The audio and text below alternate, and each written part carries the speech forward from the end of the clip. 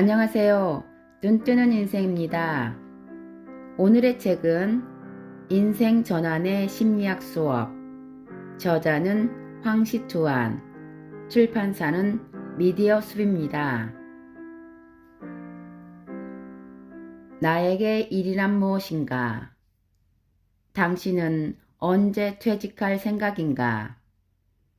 대부분의 사람과 마찬가지로 나도 일찍 퇴직하기를 바랬는데 50세가 넘은 지금도 여전히 일하고 있다. 최근 뉴스에 자주 등장하는 용어로 파이어족이 있다.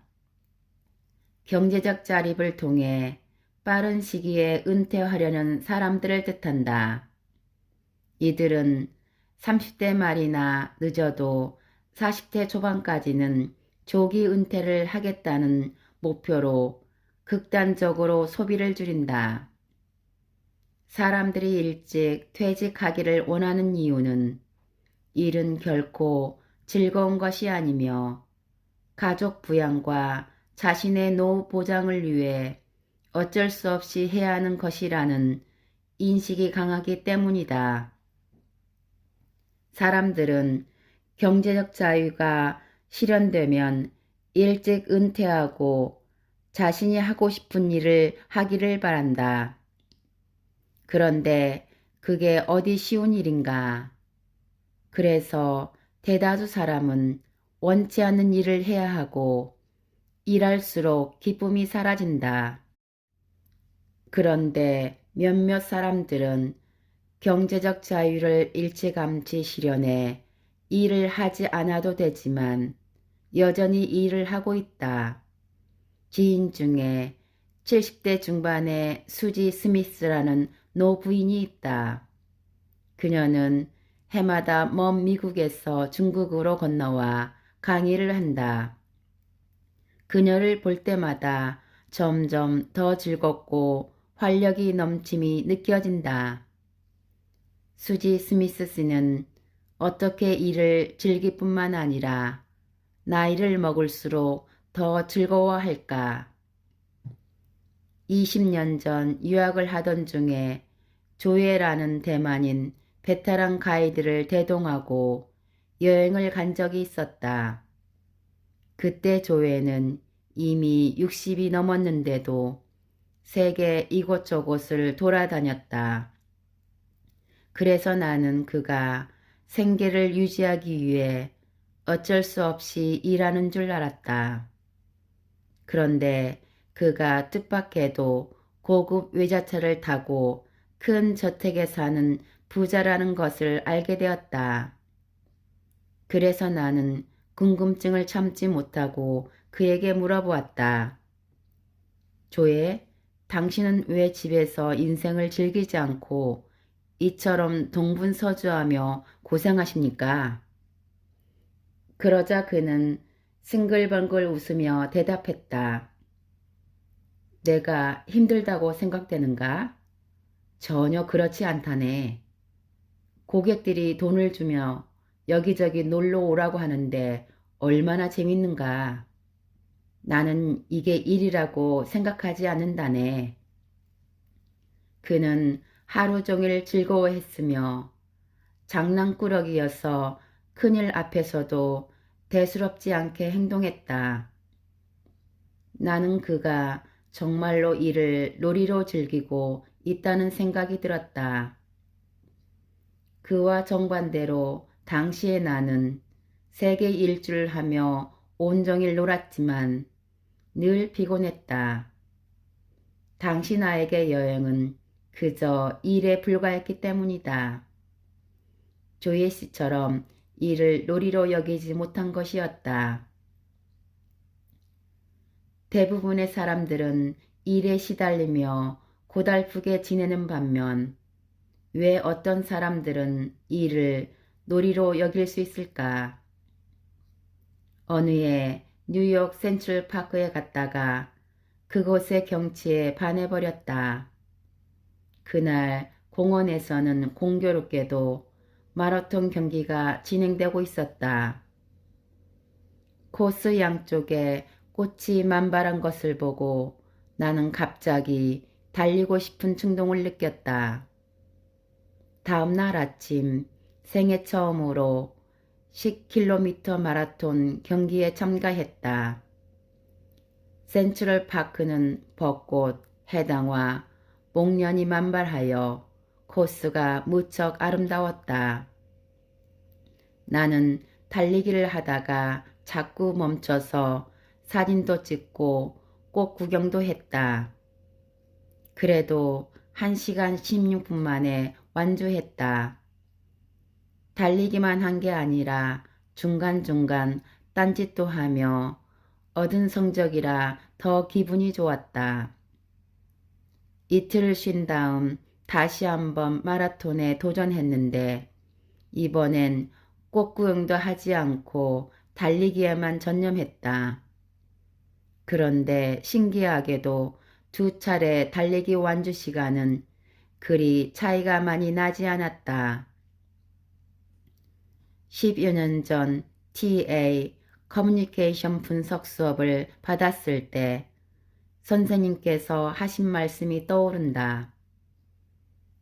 어른의 모습으로 살지만 마음엔 목표만 가득할 뿐 어린이의 활달함도 부모의 사랑도 없이 사는 게 재미있나요? 그의 말은 나를 망치처럼 두들겨 할 말을 잃게 했다. 그때 나는 목표를 중시하며 마음엔 일에 관한 생각으로 가득했고 매사에 냉정하고 무척이나 이성적이었다. 늘 효율을 따지며 그렇게 일하는 자신에게 자부심을 느껴왔지만 그 사이 인생의 많은 부분을 어느새 잃어버렸음을 깨달았다. 나는 무엇을 잃었는가? 여기서 먼저 미국 심리학자 본의 이론을 살펴보자. 1. 사랑이 가득한 부모. 천성적으로 다른 사람을 사랑하고 지지하며 타인에게 긍정적이다. 2.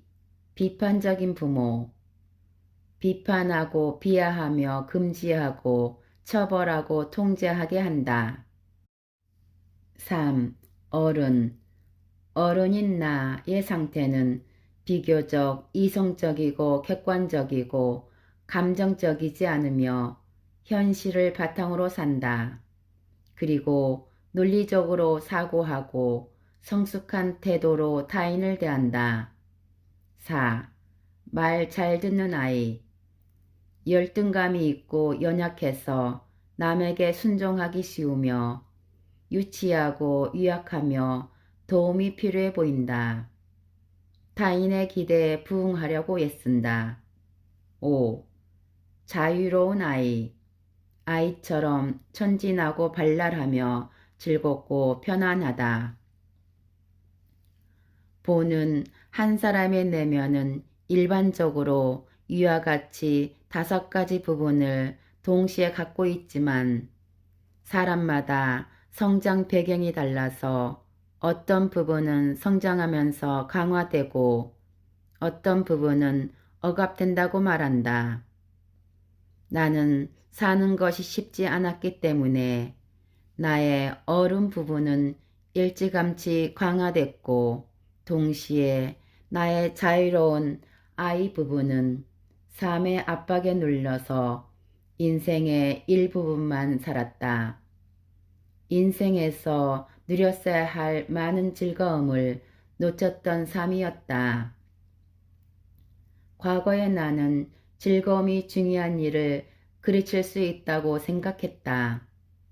하지만 조회를 보면서 알게 됐다.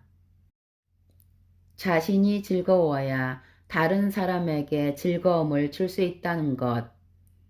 그는 언제나 즐거운 마음 상태여서 일을 즐겁게 잘 유지할 수 있었다. 그리고 그 때문에 유명한 가이드가 되어 몇 배의 수입도 얻을 수 있었다. 달리기를 하면서 꽃 구경을 하는 것은 목표에 전혀 영향을 주지 않는다는 TA 선생님의 가르침을 실감했다. 아름다운 경치를 감상하는 것은 내가 가는 길을 더 즐겁게 했고 결국에는 과정과 결과를 모두 즐겁게 했다. 내가 목표에만 몰두할 때 주변의 풍경은 무시했고 갈수록 힘들어지고 힘들어할수록 일이 싫어져 빨리 쉬기만을 바라게 됐다. 그러니 어떻게 일이 즐거울 수 있겠는가? 즐거운 인생이란 일할 때 즐겁다는 것을 의미한다. 왜냐하면 우리 인생의 3분의 1을 차지하는 것이 일이기 때문이다. 일하는 것이 즐겁지 않으면 인생의 3분의 1을 헛살게 되는 것이다. 어떻게 해야 즐겁게 일하고 일하는 것을 누릴 수 있을까? 내가 달리기에서 얻은 교훈에서 힌트를 찾을 수 있다. 달리기가 단지 달리기만을 위한 것이라면 당연히 지루해 질 수밖에 없다. 마찬가지로 일이 단지 일만을 위해서라면 일하는 게 얼마나 몸이 건조할까. 조회가 은퇴할 나이에도 일을 하는 이유는 일하면서 재미를 찾았기 때문이다. 일에서 재미를 찾는 방법은 여러 가지가 있다. 그 중 하나는 축하하는 것이다. 인류는 언어가 생기기 전부터 축하라는 방식으로 생명에 대한 고마움을 표시했다. 부족 사회에서는 불더미 옆에서 춤을 추거나 노래로 축하를 전했다. 그리고 후대엔 명절을 만들어서 한 해 농사를 짓고 풍작한 것을 축하하고 감사한 마음을 표하며 함께 행복의 기쁨을 나눴다. 그러나 지금은 축하할 줄 아는 사람이 갈수록 줄어들고 있다. 왜 그럴까? 첫째는 사람들이 항상 부정적인 일에 초점을 맞추고 비난과 의문을 품는 것에 익숙하며 일이 잘 안 풀리는 쪽을 보기 때문이다.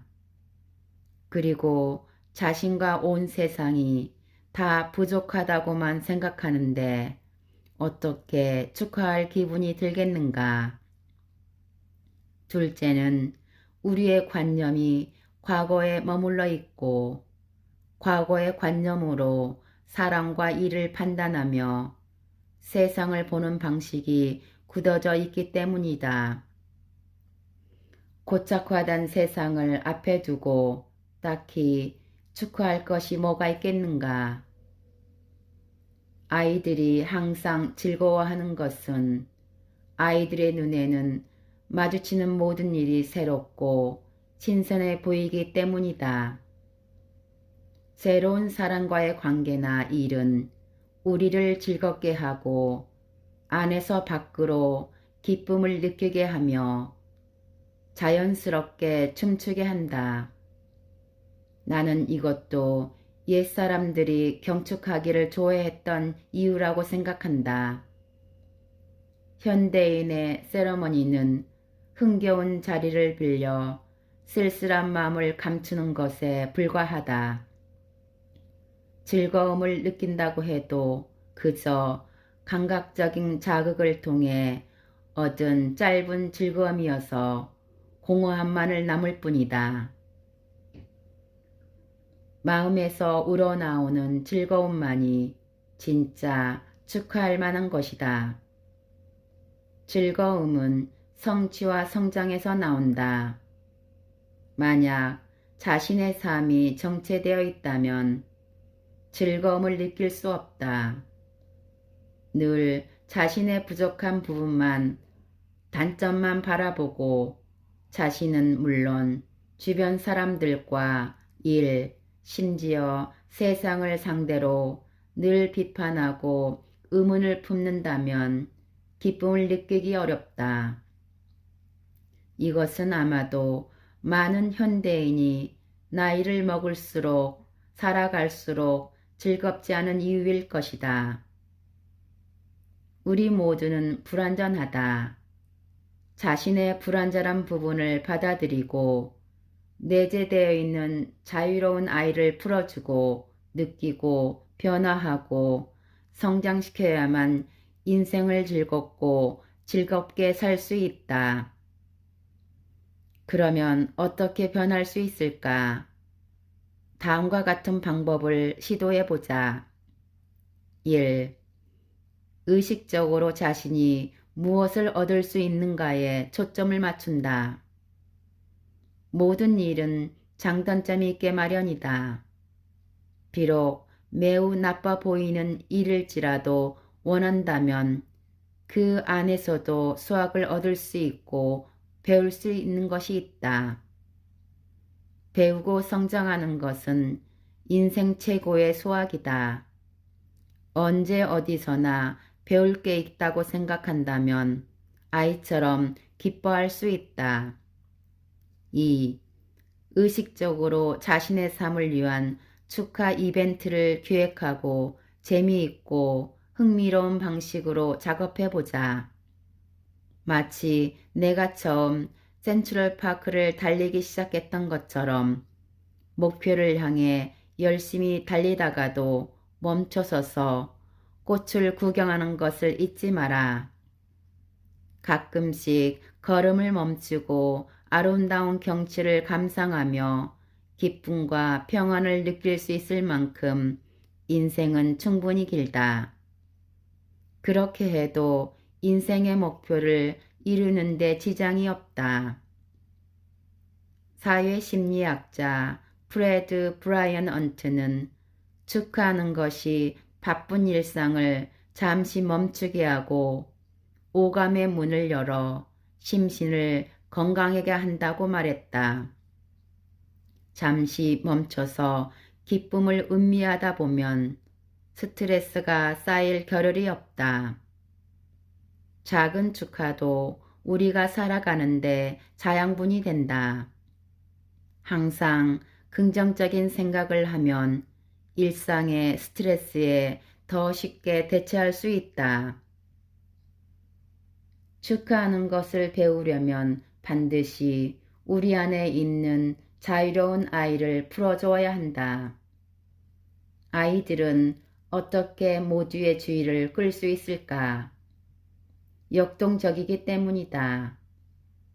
우리의 내면에 있는 자유로운 아이를 풀어주면 활력이 샘솟는다.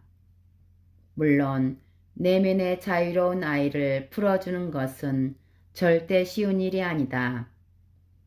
그렇기에 끊임없이 자신의 내면에 있는 빈곤함을 치유해야 한다. 심리학을 공부하는 것은 바로 자신을 구하는 치유책이다. 이 길을 20년 넘게 걸어왔지만 아직 걸어갈 길이 남아있고 나는 앞으로 계속 걸어갈 것이다.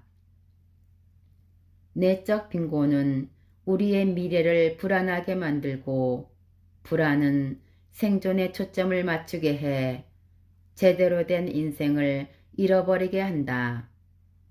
반대로 축하는 스스로의 인생에게 주는 보상이자 삶의 에너지에 대한 보상이다. 축하에 익숙해지면 더는 언제 퇴직할까 하는 것은 문제가 되지 않는다. 이제 인생 곳곳에 즐거움이 가득하기 때문이다. 안정감만 쫓다 보면 오히려 가능성이 줄어든다. 장자의 추수편에 우물안 개구리 이야기가 나온다. 우물 안에 있는 개구리가 우물의 입구만큼의 하늘만 볼 수 있을 뿐인데도 모든 세상을 다 가졌다고 생각한다는 뜻으로 사람의 시야가 매우 좁다는 것을 비유할 때 많이 쓰인다. 사실 인간은 개구리와 같이 안전지대에 머무르기를 원한다. 미지의 세계가 주는 불안감은 우리의 에너지를 너무 많이 소모시키고 오직 생존에만 초점을 맞추게 해서 어떻게 잘 살아야 할지를 잊게 만들기 때문이다. 안전만 추구한다고 해서 반드시 안전이 보장되는 것은 아니다. 안전을 지나치게 추구하면 오히려 자신의 인생에 멍해를 씌워 여러 가능성을 줄일 수 있다. 변덕스러운 세상과 예상하지 못한 인생의 변수들은 우리의 삶을 불안과 두려움으로 가득 채운다. 하지만 게임을 하거나 드라마를 볼 때는 변수와 알 수 없는 미래를 좋아한다. 게임에서 다음 관문으로 넘어가려 할 때 어떤 일이 벌어질지 알 수 없어 승부욕은 극다화되고 알 수 없는 변수와 상호작용하며 좌절감과 성취감을 느끼는데 이것이 우리를 즐겁게 한다. 눈이 충혈되면서도 계속 게임을 하는 것은 다음 관문에서 또 어떤 도전이 우리를 기다리고 있을지 모르기 때문이다. 우리의 인생도 마찬가지다. 미래에 어떤 일이 벌어질지 안다면 흥미가 크게 떨어질 것이다. 그런데도 우리는 자신의 운명을 미리 알지 못하는 것을 안타까워한다. 안정감에 대한 욕구 때문에 사람은 통제력을 추구하게 된다. 스스로 통제할 수 있어야 안정감과 편안함을 느끼기 때문이다. 예를 들어 집에 돌아오면 마음이 편안해진다. 방 구석구석에 무엇이 놓여 있는지 잘 알기 때문이다. 자신에게 아주 익숙한 환경에서 사람은 매우 안전하다고 느낀다. 환경이 낯설수록 불확실성도 올라간다. 그리하여 대부분의 사람은 자신이 잘 아는 쾌적한 곳에서 내면의 안녕과 쉼을 위해 머무르기를 원한다.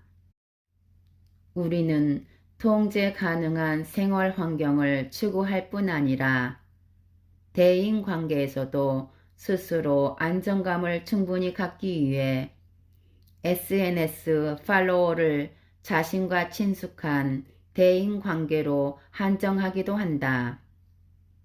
자신의 내면을 열고 낯선 사람들과 접촉하는 것을 꺼리는 것이다. 이는 겉으로는 싫어하는 것이지만 깊이 따져보면 사실 엄두가 나지 않아서 그런 것일 수도 있다. 생활 환경도 그렇고 인간관계도 그렇고 우리가 하는 일도 그렇다.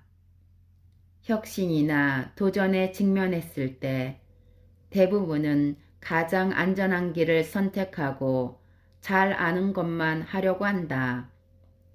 비록 성취감은 덜 하더라도 크게 좋아하지 않더라도 단지 안전하고 통제할 수 있다고 느끼기 때문이다. 우리는 늘 익숙한 범주에 있으려 하고 친한 사람을 만나려 하고 자신에게 익숙한 일을 하면서 안전함을 느끼며 통제할 수 있음에 다행스러워한다. 다만 그러는 사이 부지불식간에 우리가 장악하는 범주는 천천히 줄어든다. 왜냐하면 자신의 인생 곳곳에 한계를 설정해 두었기 때문이다. 이것이 바로 자신의 세상이 갈수록 좁아지는 중요한 이유이다. 그러나 우리 주변에는 다르게 사는 몇몇 사람들이 있기 마련이다. 그들은 세계를 돌아다니고 친구를 사귀고 미지와 도전을 두려워하지 않는다. 그렇게 살다 보면 인생은 점점 더 멋있어지고 사업도 점점 더 커진다. 그들의 능력이 뛰어나서라고 생각하기 쉽지만 사실 그들은 단지 조금 더 미지의 세계를 접할 용기를 가졌을 뿐이다. 어떻게 해야 자신이 스스로 정한 속박의 감옥에서 걸어 나올 수 있을까? 인생은 영국과 같다는 말처럼 인생은 어쩌면 한 편의 영화나 게임처럼 스펙터클한 일들로 가득할지 모른다. 이 게임의 모든 것이 확실하기를 원하는가? 아니면 그것이 변화와 미지로 가득하기를 원하는가? 어떻게 더 기대되고 놀라울까? 대다수 사람은 후자라고 말한다. 즐기는 마음으로 인생을 살아갈 때 인생 여정은 더 재미있고 흥미로워지고 놀라움으로 가득할 것이다. 인생은 무한한 가능성으로 가득 차 있다. 일시적 안정을 위해 스스로에게 보이지 않는 장애물을 설치하지는 말아야 한다. 스스로를 우리 안의 야수처럼 자유롭지 못하게 해서는 안 된다. 안정감 때문에 더 아름다운 삶을 탐구할 수 있는 가능성을 포기해서도 안 된다. 물론 우물에 앉아 하늘을 보며 기뻐한다면 그곳에 머무는 것도 나쁘지 않다. 다만 자신의 세계가 너무 작다고 불평하지만 않으면 된다. 감사합니다.